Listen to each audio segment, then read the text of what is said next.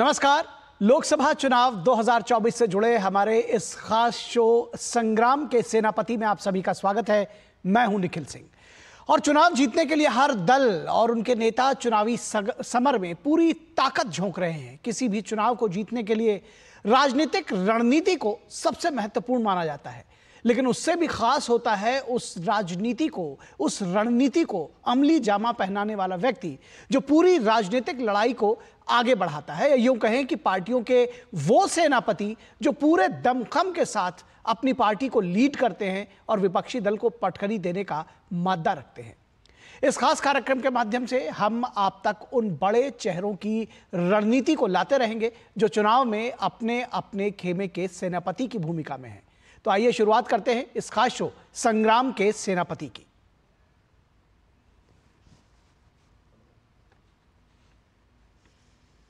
तो आज बात झारखंड के सियासी समर की करेंगे और यहां अपनी अपनी पार्टियों के लिए सेनापति की भूमिका निभाने वाले दिग्गज नेताओं की बात करेंगे जो यहां बड़ा जनाधार और बड़ा जनसमर्थन रखते हैं।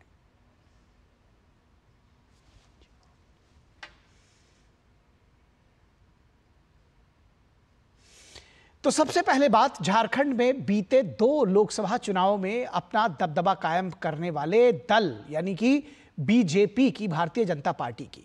प्रधानमंत्री के विजन और केंद्र सरकार की कल्याणकारी योजनाओं के आधार पर भाजपा एक बार फिर इस लोकसभा के सियासी समर में अपने प्रदर्शन को लेकर आश्वस्त है। उसको उम्मीद है कि वो अपने पिछले प्रदर्शन को न सिर्फ दोहराएगी बल्कि उसको एक स्टेप आगे लेकर जाएगी।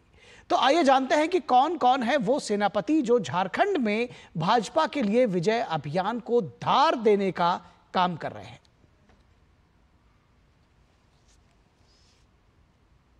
झारखंड में प्रधानमंत्री मोदी की छवि, उनकी नीतियां और कल्याणकारी योजनाओं के बल पर भारतीय जनता पार्टी इस बार के लोकसभा समर में अपने बीते प्रदर्शन को दोहराने की कवायद में जुटी है।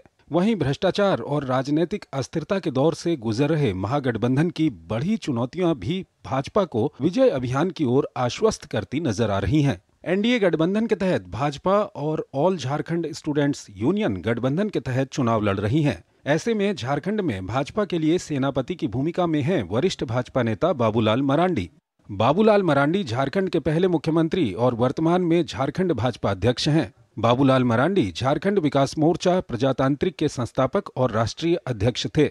भाजपा ने 1991 में बाबूलाल मरांडी को लोकसभा चुनाव का टिकट दिया, लेकिन वो हार गए। 1996 में पार्टी ने उन्हें वनांचल भाजपा का अध्यक्ष नियुक्त किया। 1999 में अटल सरकार में उन्हें वन पर्यावरण राज्य मंत्री का पद मिला। बाबूलाल मरांडी 1998 से 2000 में भाजपा के नेतृत्व वाले राष्ट्रीय जनतांत्रिक गठबंधन सरकार में केंद्रीय राज्य मंत्री रहे। झारखंड राज्य बनने के बाद एनडीए सरकार में बाबूलाल मरांडी ने राज्य में सरकार बनाई और झारखंड के पहले मुख्यमंत्री चुने गए। वर्ष 2003 में दल के आंतरिक विरोध के कारण उन्हें मुख्यमंत्री पद त्यागना पड़ा। इसके बाद 2004 के लोकसभा चुनाव में बाबूलाल मरांडी ने कोडरमा सीट से जीत दर्ज की। वर्ष 2006 में बाबूलाल मरांडी ने झारखंड विकास मोर्चा नामक दल का गठन किया। 2019 में बाबूलाल मरांडी ने जेवीएम पार्टी से धनवार विधानसभा से चुनाव लड़ा और बड़ी जीत हासिल की। वहीं इसके बाद मरांडी ने अपनी जेवीएम पार्टी का भारतीय जनता पार्टी में विलय कर दिया।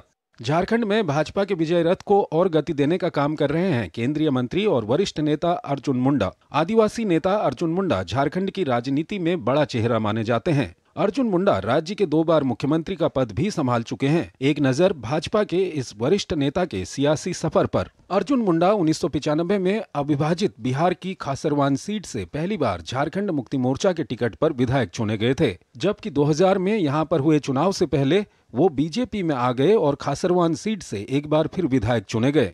झारखंड के गठन के बाद यहां पर बीजेपी की सरकार बनने पर सरकार में अर्जुन मुंडा राज्य आदिवासी कल्याण मंत्री बने। वहीं 2003 में अर्जुन मुंडा ने राज्य के मुख्यमंत्री के तौर पर पदभार संभाला। वर्ष 2006 में अर्जुन मुंडा विपक्ष के नेता भी रहे। 2009 के आम चुनाव में अर्जुन मुंडा जमशेदपुर निर्वाचन क्षेत्र से 15वीं लोकसभा के लिए चुने गए और पार्टी के राष्ट्रीय महासचिव भी बनाए गए। 2010 में अर्जुन मुंडा ने दूसरी बार झारखंड के मुख्यमंत्री का पद संभाला। साल 2019 के संसदीय चुनाव में झारखंड की खूंटी लोकसभा सीट से अर्जुन मुंडा ने बेहद कड़े मुकाबले में जीत हासिल की। पीएम नरेंद्र मोदी के दूसरे कार्यकाल में वो केंद्रीय मंत्री बनाए गए। वहीं भारतीय जनता पार्टी ने अर्जुन मुंडा को एक बार फिर खूंटी सीट से मैदान में उतारा है। झारखंड की 14 लोकसभा सीटों के लिए मुख्य मुकाबला भाजपा और इंडी गठबंधन के प्रत्याशियों के बीच है। ऐसे में स्थानीय मुद्दों से प्रभावित इस राज्य की राजनीति में किस दल के सेनापति जनता का विश्वास जीत पाते हैं, ये देखना दिलचस्प होगा। Bureau report, DD news. तो इस सियासी समर में जो इंडी गठबंधन के सेनापति हैं उनकी भी बात करेंगे, लेकिन जो भाजपा के, जो एनडीए के सेनापति हैं उनकी बात करेंगे। और उसके लिए हमारे साथ जुड़े हुए हमारे साथ वरिष्ठ पत्रकार विनय कुमार।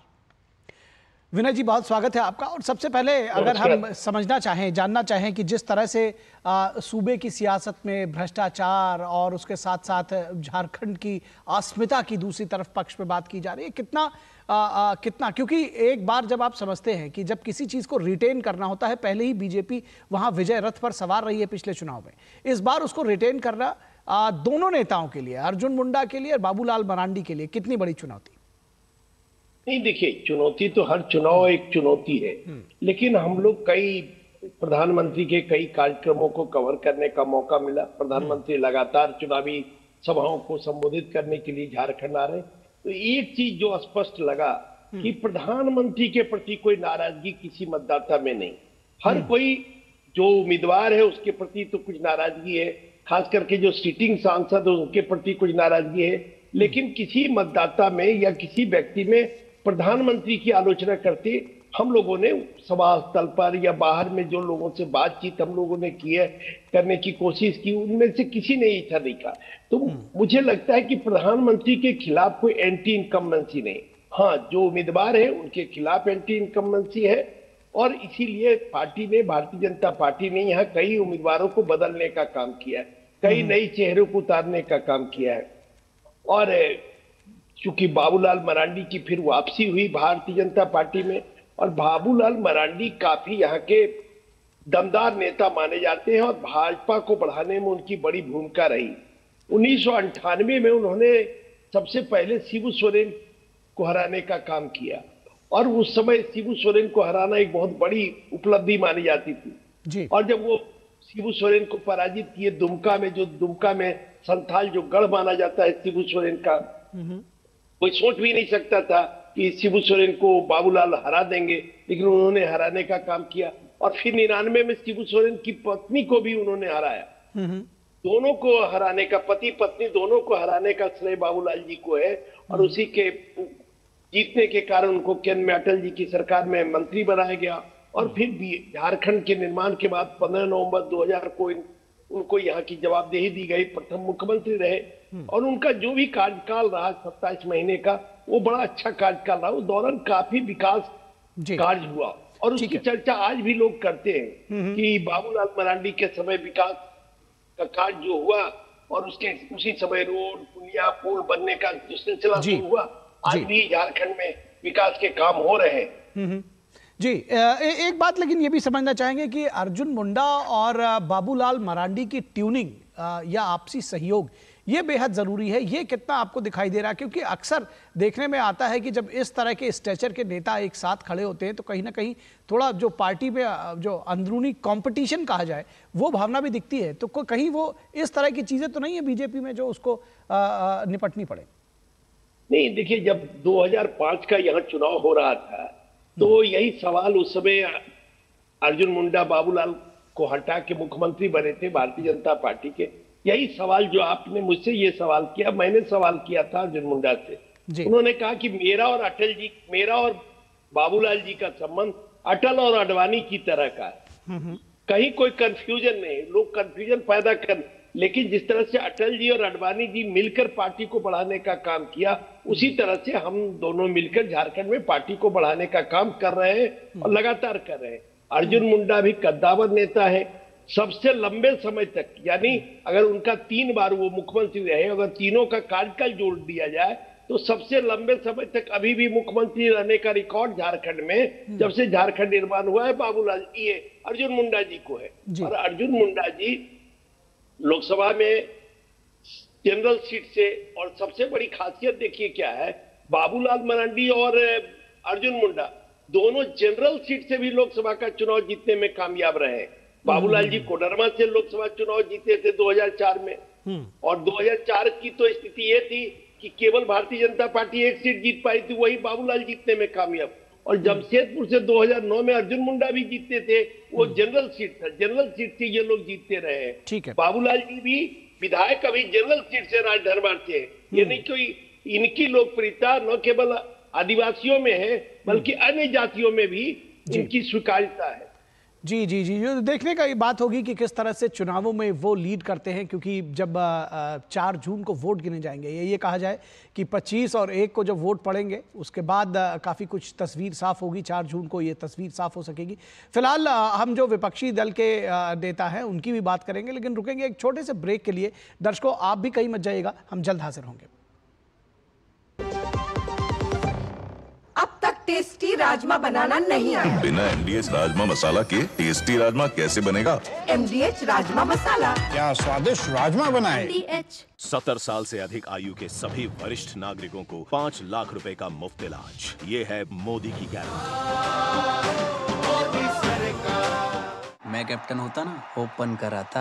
अब हर कोई ओपन करेगा तो मैच कौन क्लोज करेगा? तो भाई साहब, अब कोई किसी की लाइफ में आग नहीं लगा पाएगा। समर कूल, जो हर दिल करे कबूल। Curiosity can take you to some out of the world places. Took me to the moon today. Curious about this place? Scan this QR code before I take it off with my Seat tires.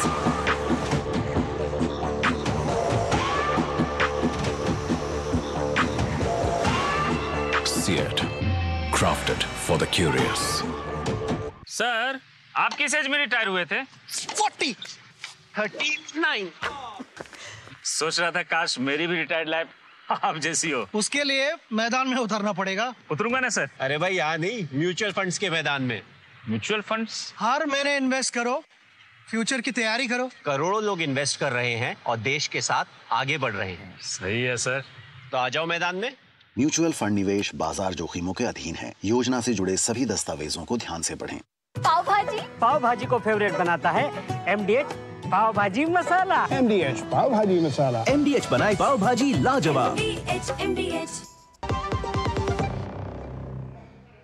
स्वागत है आपका break के बाद। और झारखंड में विपक्षी गठबंधन के नेताओं की बात करें तो हेमंत सोरेन के जेल जाने के बाद झारखंड मुक्ति मोर्चा की कमान हेमंत सोरेन की पत्नी कल्पना सोरेन और राज्य के मुख्यमंत्री चंपई सोरेन के हाथों में है। और इन्हें झारखंड मुक्ति मोर्चा के अध्यक्ष और एक समय राज्य के सियासत के दिग्गज नेता रहे शिबू सोरेन का मार्गदर्शन मिल रहा है। वहीं कांग्रेस पार्टी सूबे में ये सियासी लड़ाई अपने प्रदेश अध्यक्ष राजेश ठाकुर की अगुवाई में लड़ रही है। आइए इन नेताओं के सियासी सफर पर एक नजर डालते हैं।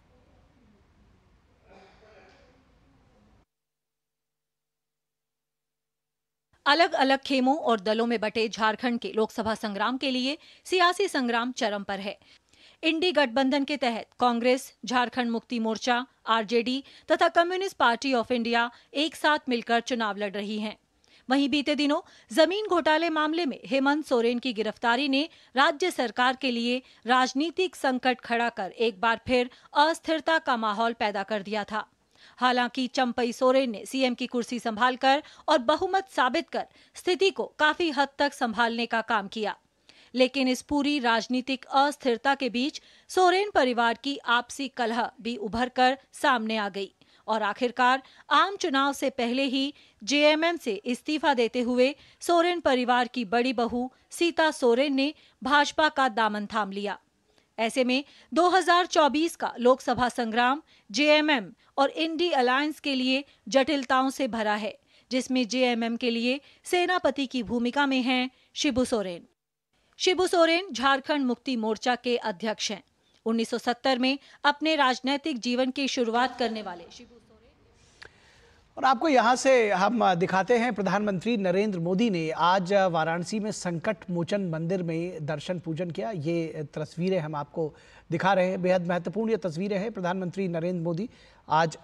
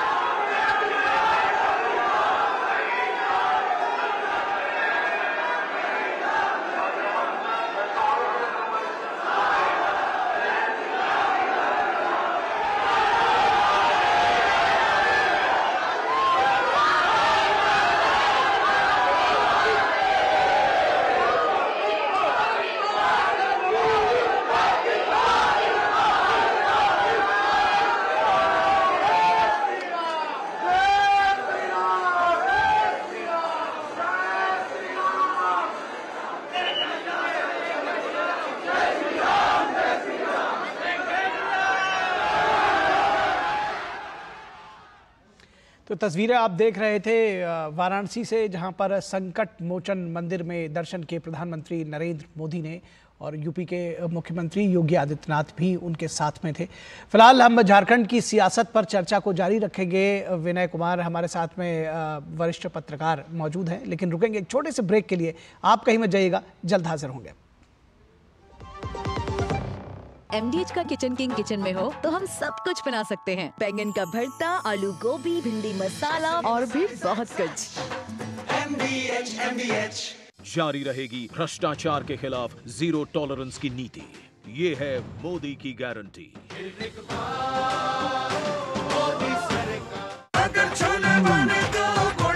गोल्डी छोले मसाले, जहाँ जाए रिश्ते बनाए, जहाँ जाए रिश्ते बनाए, गोल्डी मसाले। Curiosity can take you to some out of the world places. Took me to the moon today. Curious about this place? Scan this QR code before I take it off with my Seat tires.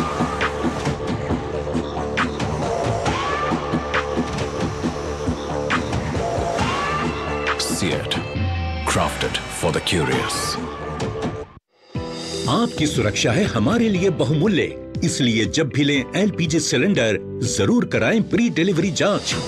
आपकी सुरक्षा को और बेहतर सुनिश्चित करने के लिए हर घर में हो रही है रसोई गैस उपकरणों की सुरक्षा जांच। अगर सुरक्षा होस खराब हो तो तुरंत बदलवाएं।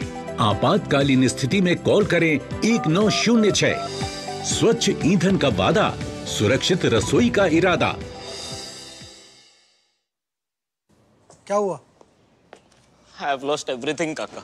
मैंने अपनी 3 साल की सारी सेविंग्स ज्यादा फायदे के चक्कर में नए ट्रेंड्स पे लगा दी। Relax and move to proper investments like mutual funds. वो regulated है, verified भी है and are handled by experts. अब तो मैं पूरा जीरो पे आ गया हूँ। थैंक्स काका। अब सब सही है।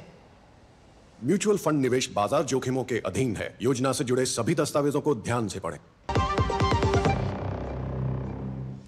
स्वागत है आपका ब्रेक के बाद, और बात करेंगे झारखंड की सियासत की। हमारे साथ विनय कुमार वरिष्ठ पत्रकार जुड़े हुए हैं जो कि झारखंड से ही ताल्लुक रखते हैं। विनय जी, अगर हम विपक्षी इंडिया गठबंधन, इंडी गठबंधन जो भी कहें, उसकी अगर हम बात करें, शिबू सोरेन के परिवार की आपसी कलह बहुत बड़ा एक चैलेंज है। चंपई सोरेन के लिए भी चैलेंज है, कल्पना सोरेन के लिए भी चैलेंज है और शिबू सोरेन के लिए। तो कुल मिलाकर किस तरह से देखते हैं इस पूरी चुनौती को, क्योंकि इनसे पार पाएंगे तो आगे बढ़ेंगे?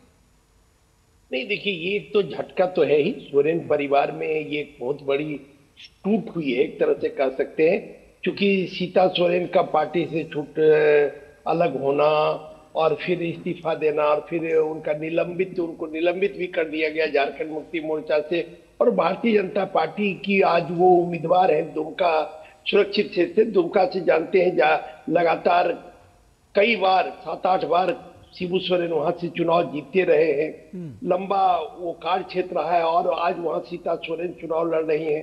तो परिवार के लिए तो एक संकट का समय है ही, क्योंकि सीता सोरेन वो जामा विधानसभा से कई बार विधायक चुनी गई हैं। एक उनका जनाधार है, उनके जो पति थे उनका बड़ा काम था और जेएमएम को खड़ा करने में उनकी बड़ी भूमिका थी।